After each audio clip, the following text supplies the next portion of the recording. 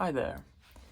What is the last time, can you even remember the last time that you had a rational debate with somebody that you disagreed with?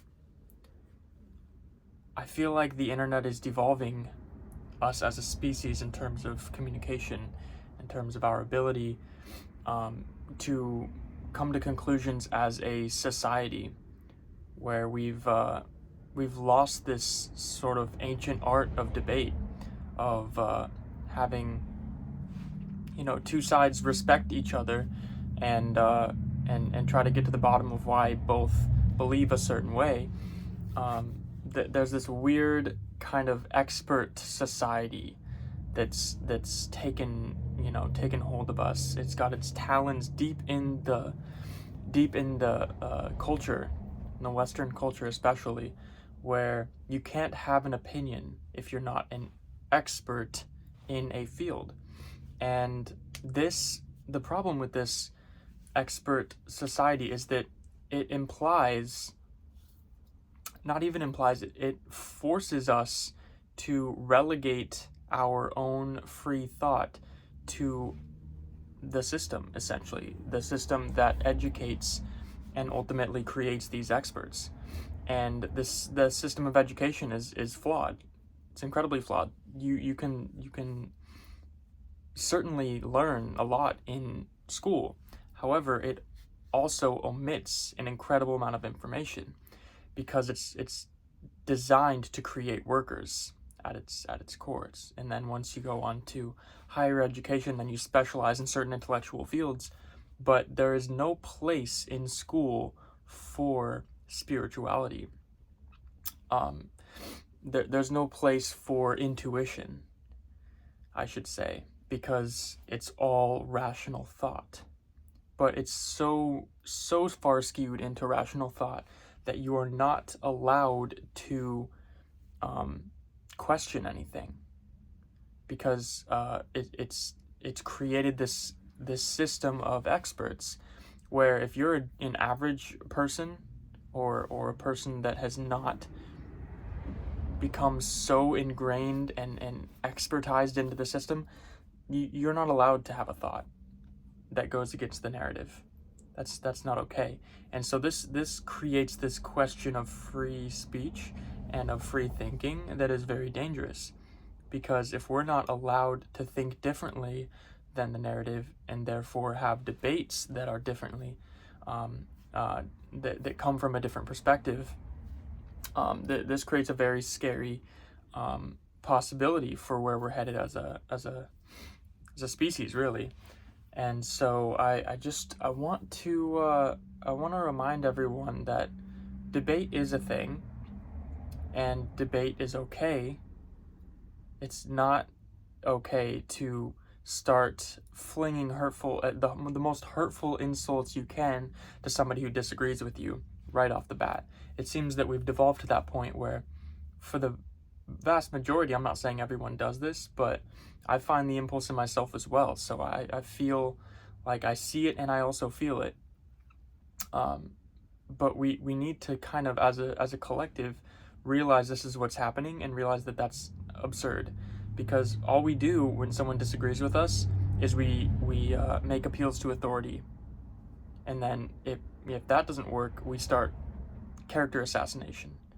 We immediately go for the throat of the person that disagrees with us for any reason other than the issue at hand, especially, which is the especially absurd part, because what we start doing is we start going for their character. We start calling them a conspiracy theorist. We start calling them any name in the book that we can, or start insulting them or their family or whatever.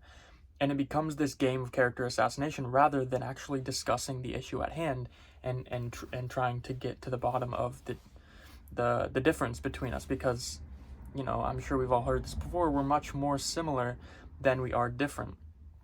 And so when we start to get into this idea of debate, that the idea implies that we are similar enough to where we can respect each other as human beings and still have a difference, and then come at each other from that standpoint. But this topic has been, or that concept itself has been demonized by the narrative as well, because you go on any sort of interview or podcast where there's a highly scrutinized individual and they are immediately disrespected. And anytime they say something, even if it's founded on a concrete idea, they are you can clearly see the interviewers attempting to reroute the conversation in a way that paints a negative image of the person they're interviewing. I see this everywhere, especially with very powerful figures or names such as Andrew Tate, or you could even go deeper than that as far as people who've been canceled. But I mean, you see that too in terms of podcasts and relationships between people. If you are even a guest on someone's podcast and then they turn out to have some sort of skeleton in the closet, just your associating with them becomes a negative picture of you. When did that when did that become an insult to association of people? It makes no sense to me how you can respect somebody because they're a human being and they're sitting in front of you having a discussion and sharing ideas, but not necessarily agree with everything they say. That's as mature human adults, we should be able to do that. But this narrative has started to creep in on the ability to have these discussions with people you don't necessarily agree with, and say, well, the fact that you were talking to them and giving them the opportunity to talk to you, or even just hearing somebody out has become a cancelable offense.